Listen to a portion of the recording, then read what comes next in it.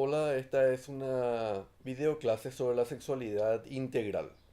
La palabra que puede llamar la atención es la palabra integral, ya que normalmente entendemos sexualidad como aquello referido a la reproducción o aquello referido a las relaciones sexuales. Pero en realidad, analizando la vida de una persona, la sexualidad no se limita solamente a estos dos aspectos.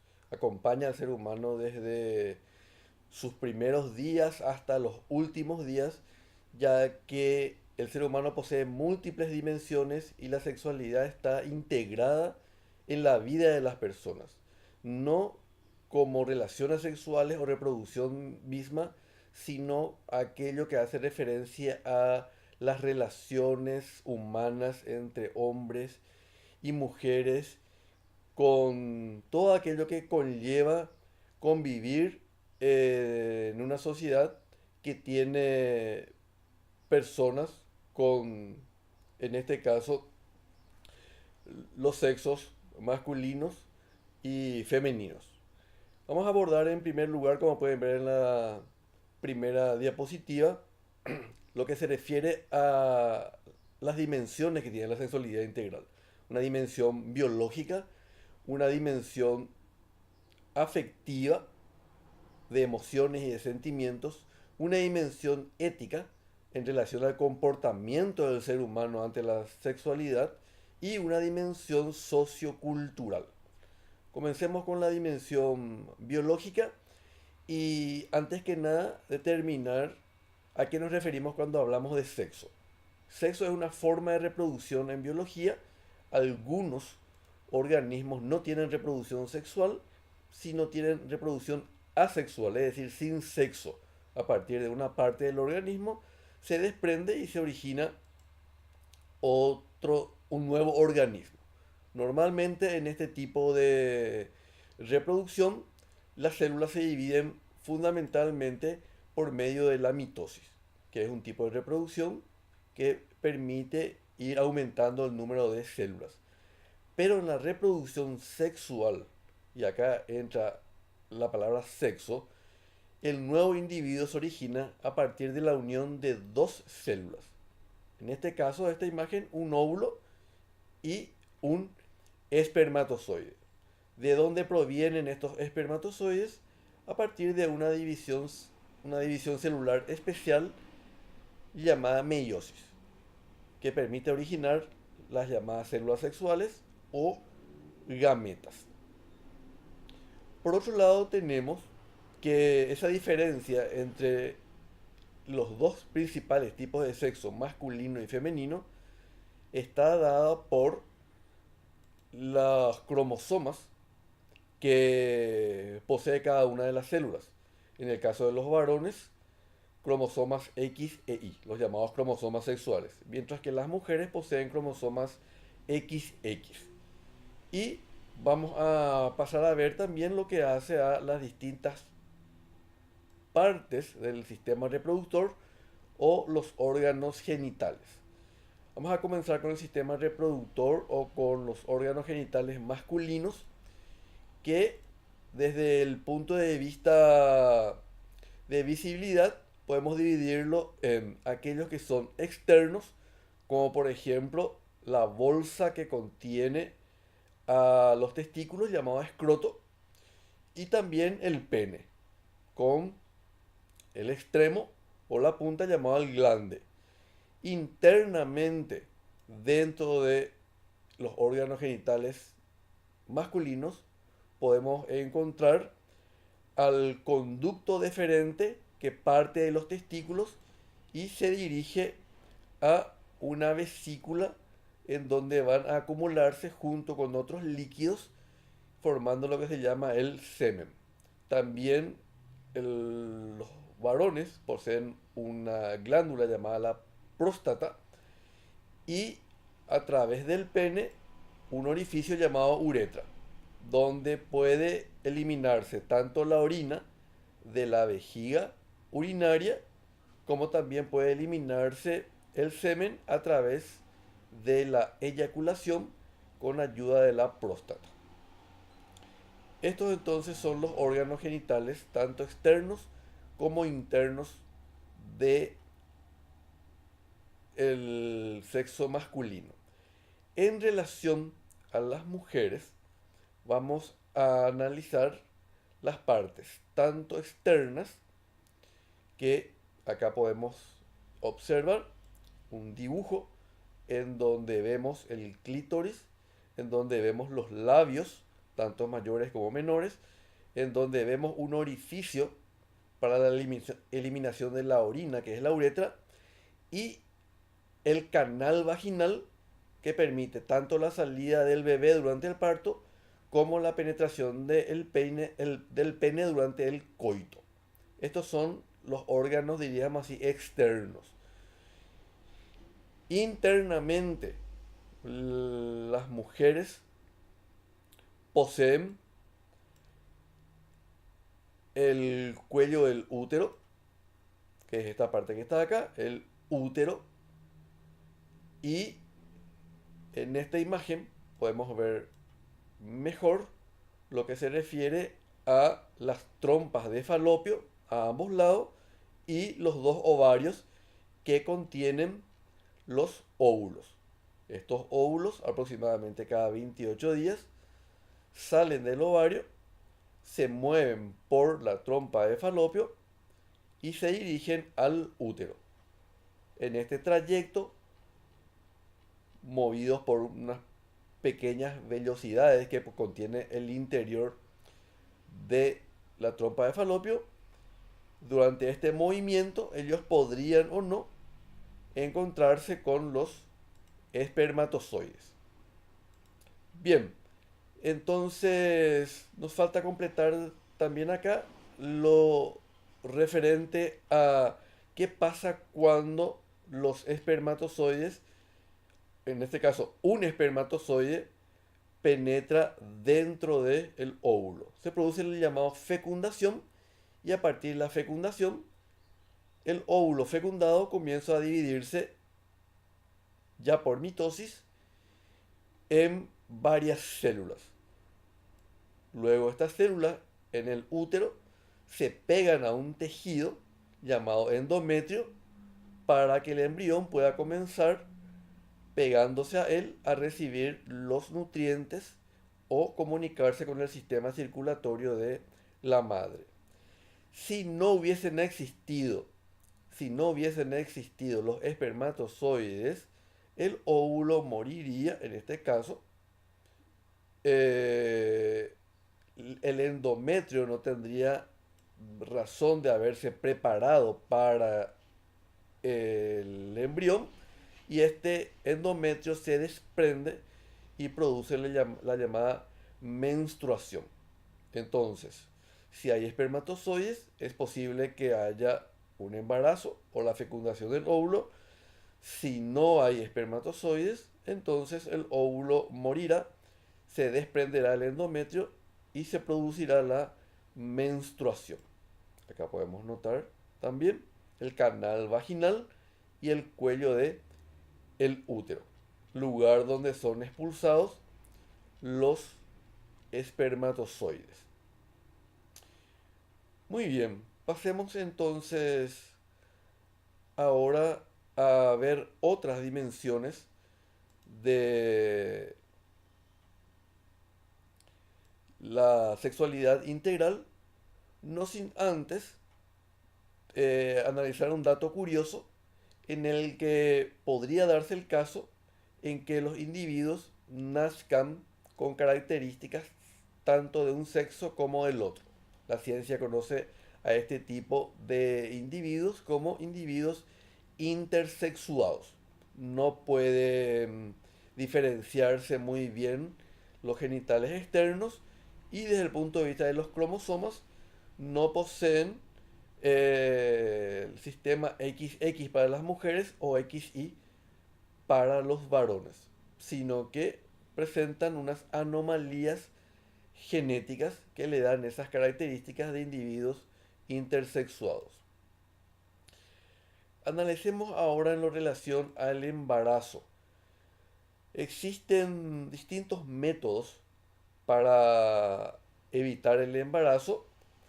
Algunos de ellos tienen que ver con tratar de que los jóvenes tomen conciencia de la responsabilidad que se debe tener con las relaciones sexuales. Muchas veces se dejan llevar por esa curiosidad o el placer que poseen las relaciones sexuales y se puede producir un embarazo no deseado.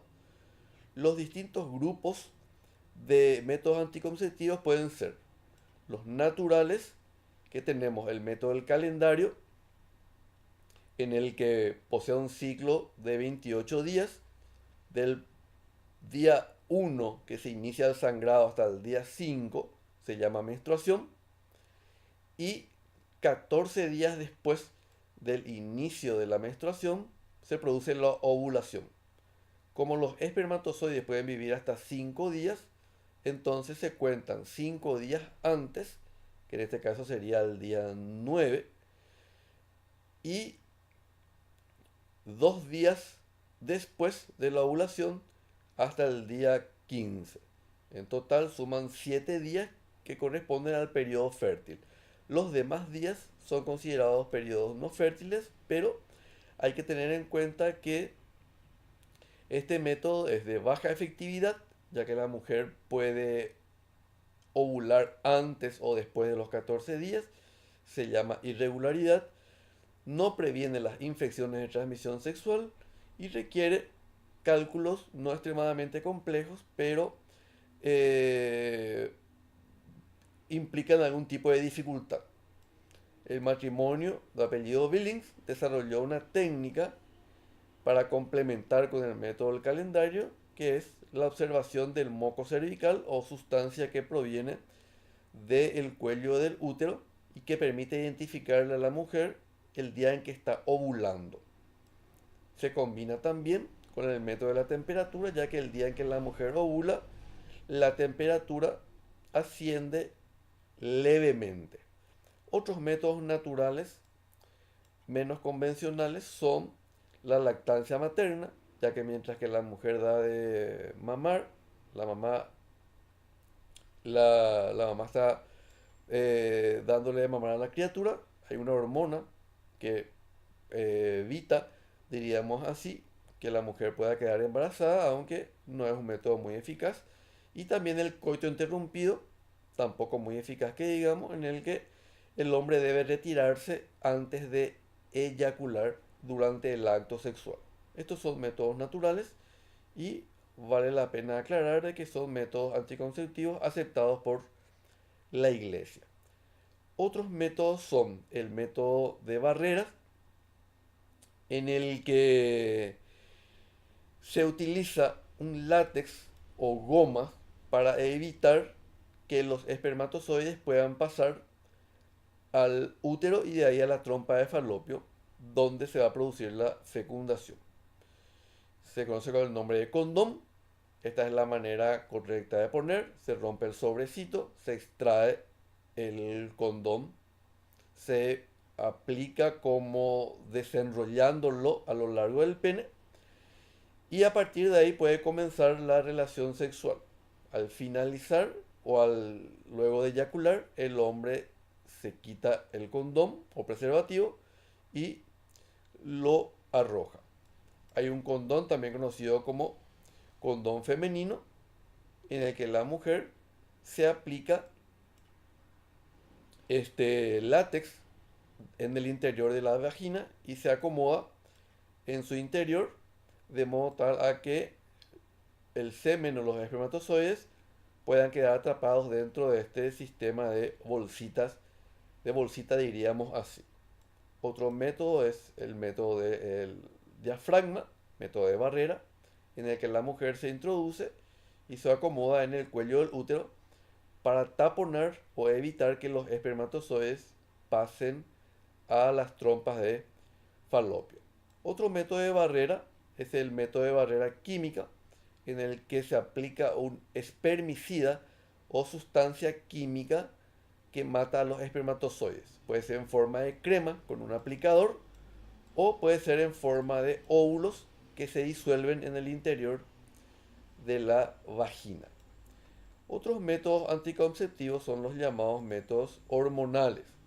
Entre ellos tenemos las pastillas diarias, que están etiquetadas o rotuladas con los días de la semana, de modo tal a que la mujer no se olvide de tomar, ya que no funcionaría el método eh, del consumo de pastillas cada día.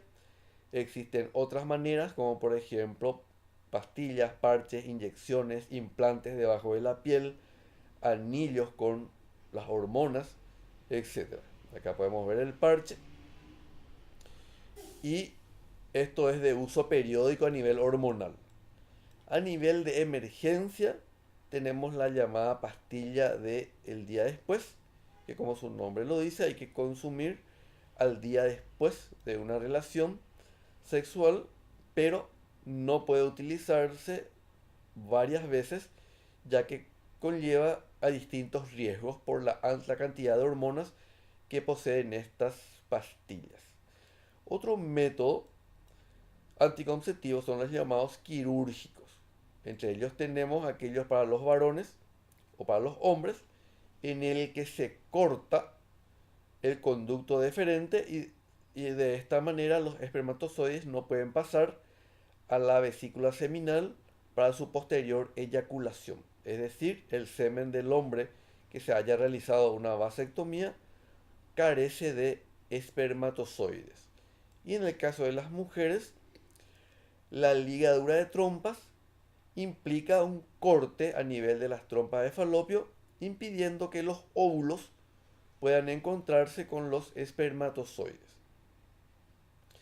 Estos son los llamados entonces métodos quirúrgicos. Y finalmente tenemos los llamados dispositivos intrauterinos. En este caso se conoce con el nombre de la T de cobre, que consiste en un pequeño plastiquito que tiene liado un fino alambre de cobre a su alrededor. Es colocado por medio de un ginecólogo y evita que los espermatozoides puedan sobrevivir a este dispositivo. Muy bien, finalizamos así entonces la dimensión biológica del ser humano y pasemos a la dimensión afectiva. La mayoría conoce la sexualidad por su lado erótico o de placer, en el que uno puede obtener y brindar placer mediante distintas formas de estímulo sexual. Pero en la sexualidad también existe el llamado afecto por el vínculo, en el que uno puede comprender sentimientos y lazos afectivos propios de los demás. Acá tenemos matrimonios de muchos años en donde esa sexualidad se expresa a través del sentimiento de vínculo, compañerismo, pareja a lo largo de los años. Y una persona no puede brindar placer o brindar esa capacidad de afecto o de vínculo si no tiene una confianza y respeto a sí mismo. Es decir, cuando uno se conoce y se valora, puede de esa manera aceptar a la pareja y también exigir respeto. Muy bien, luego tenemos la dimensión cultural o sociocultural de la sexualidad, en la que es importante tener en cuenta lo que se conoce con el nombre de género. El género a nivel de la sexualidad integral implica esa diferencia de comportamientos entre lo masculino y lo femenino. En nuestra sociedad nosotros identificamos ya desde los colores. A los varones hay que ponerle ropa celeste, a las nenas hay que ponerle ropas rosadas. Acá podemos notar nosotros esa asociación de lo rosado con las nenas y de lo celeste con los varones. Pero hay que tener en cuenta que no siempre fue así. En la Edad Media, los varones tenían el pelo largo, usaban pollera, medias de seda, guantes, etcétera. Pero a lo largo de los años se fue estableciendo a nivel de una construcción social que los varones son los que comen, las mujeres son las que deben cocinar, o los varones son los que construyen casas, las mujeres son las que limpian la casa, los hombres juegan con camioncitos, las nenas juegan con muñecas, los hombres son los doctores, las mujeres son las enfermeras, y de esta manera también fue ocurriendo un fenómeno negativo en que la mujer fue relegada detrás del hombre en cuanto a los roles se refiere. Acá podemos ver los llamados estereotipos que muchas veces la sociedad eh, conservan, como por ejemplo considerar que los varones son fuertes, dominantes, valientes, independientes, audaces y rudos, mientras que las mujeres son sentimentales, dependientes, recatadas, frágiles, sumisas y dulces, ¿verdad? Y de esta manera entonces la sociedad va construyendo ese ideal, o no, no es un ideal, sino un estereotipo en el que cómo deben ser los varones y cómo deben ser las mujeres. A lo largo de los años esto se encuentra cambiando, e inclusive eh, los varones van asumiendo algunos roles de mujeres, como por ejemplo cuidar a los hijos, cocinar, limpiar la casa, eh, etcétera. Finalmente, vamos a hablar sobre una de las dimensiones más preocupantes de la sexualidad integral, que es la dimensión ética, y que se constituye muchas veces en problemas de una sociedad y riesgos para la persona debido a una sexualidad sin valores. Habíamos dicho nosotros al principio que asociamos la sexualidad con la reproducción y también con el placer, pero que esto es mucho más amplio, abarca varias dimensiones y sobre todas las cosas implica amor, responsabilidad, respeto, tolerancia y fidelidad. ¿Qué ocurre cuando no tiene la sexualidad ese significado? Van ocurriendo conductas que no son las esperadas en una sociedad, como por ejemplo una pareja infiel, o por ejemplo no tener parejas estables, sino tener relaciones sexuales con parejas casuales y diferentes de manera periódica. Esto se conoce con el nombre de promiscuidad. Esto puede llevar a las llamadas infecciones o enfermedades de transmisión sexual, que pueden ocurrir por bacterias, como por ejemplo sífilis, puede ser chancro, que son unas llagas en los genitales, puede ser secreción de pus en los genitales, eh, tenemos otros como el granuloma, clamidia.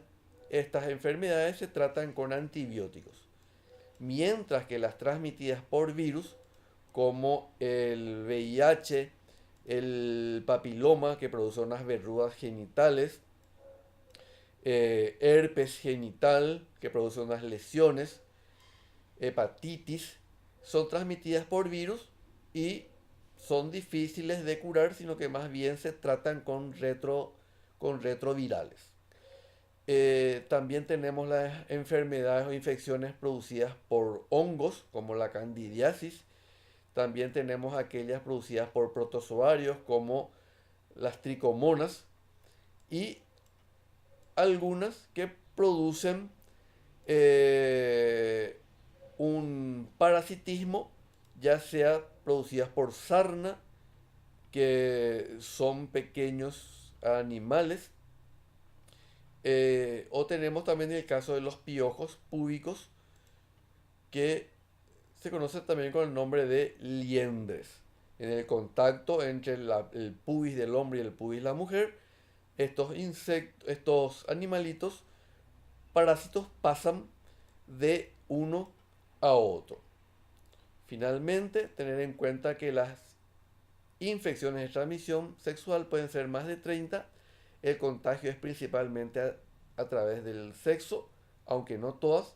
Algunas de estas enfermedades también pueden transmitirse por transfusión de sangre.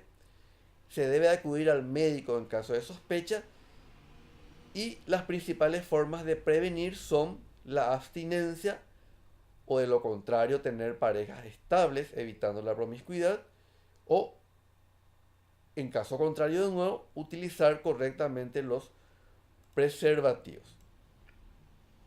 Otros problemas que conllevan a la falta de ética o a la falta de valores son el acoso sexual, que puede ser por vía cibernética, como el caso del grooming, en el que una persona se hace pasar por otra, hasta invitarte o llevarte a un lugar en donde se produce el abuso. Puede ser también un acoso laboral, en donde el jefe con su poder se aprovecha de, del, del empleado. Puede ser en el caso de universidades, en el caso de colegios, puede ser inclusive en el colectivo, puede ser inclusive a nivel doméstico con las empleadas o las criadas, como muchas veces se les llama también. Y luego tenemos los abusos sexuales, que pueden ser violaciones, estupros en el caso de que sea mayor de 12 años o menores de 18 años, y el abuso infantil menores de 12 años. También acá se conoce con el nombre de pederastía, esa atracción hacia los niños, la pedofilia, que es el abuso infantil. Luego tenemos los embarazos no deseados, que pueden conllevar a embarazos precoces, en el caso de niñas o preadolescentes, el abandono de los bebés, abandono de criaturas, o también el aborto. El aborto puede ser espontáneo o natural debido a anomalías del feto, causas genéticas, anomalías en el sistema reproductor, enfermedades de la madre, etc. O puede ser un aborto provocado. El aborto provocado puede ser clandestino o puede ser un aborto terapéutico hecho por médicos. Recordemos que cada país tiene leyes que establecen las normativas para los abortos terapéuticos. Y luego tenemos que estos abortos provocados pueden ser hechos por medios físicos, insertando objetos, caídas, saltos, golpes, esfuerzos. Pueden ser quirúrgicos por medio de unos instrumentos que matan y van estirando las distintas partes del feto, ya que no puede quedar en el interior del útero, ya que provocan infecciones. Y tenemos los abortos por medios químicos, en el que se utilizan unas pastillas con sustancias que matan al feto. Recordemos que una cosa es un método anticonceptivo y otra cosa es un método abortivo. La píldora abortiva, una de ellas es la RU486. Y también hay que mencionar que en Sudamérica se utilizan en algunas poblaciones plantas que son consideradas abortivas. Muy bien, entonces esto es lo que se refiere a los problemas que traen las relaciones sexuales o una sexualidad que no es precisamente con valores. Finalmente tenemos los derechos sexuales y reproductivos, como por ejemplo el derecho a una maternidad segura, un derecho a la información veraz y adecuada, un derecho a no sufrir enfermedad de transmisión sexual, el derecho a decidir cuántos hijos tener, el derecho a los beneficios del progreso científico, el derecho a la atención de calidad en los servicios de salud, el derecho a no sufrir discriminación por razones relacionadas con la reproducción o la sexualidad, embarazos, por ser portador de VIH, por la orientación sexual. Acá hay que aclarar que la orientación sexual puede ser a una atracción erótica, emocional, amorosa hacia personas de sexo contrario. Ahí hablamos de orientación heterosexual, pero también existe la orientación hacia personas del mismo sexo y en este caso la orientación es homosexual. Esa es la razón por la que se incluye acá el derecho a no sufrir discriminaciones por orientación sexual. También tenemos el derecho a no sufrir violencia de ningún tipo, incluyendo la violencia sexual. Y de esta manera entonces tenemos nosotros los distintos derechos relacionados con la sexualidad y la reproducción. Bien, espero que les sea de utilidad estas nociones rápidas sobre la sexualidad integral y espero prepararles otra videoclases próximamente. Muchas gracias.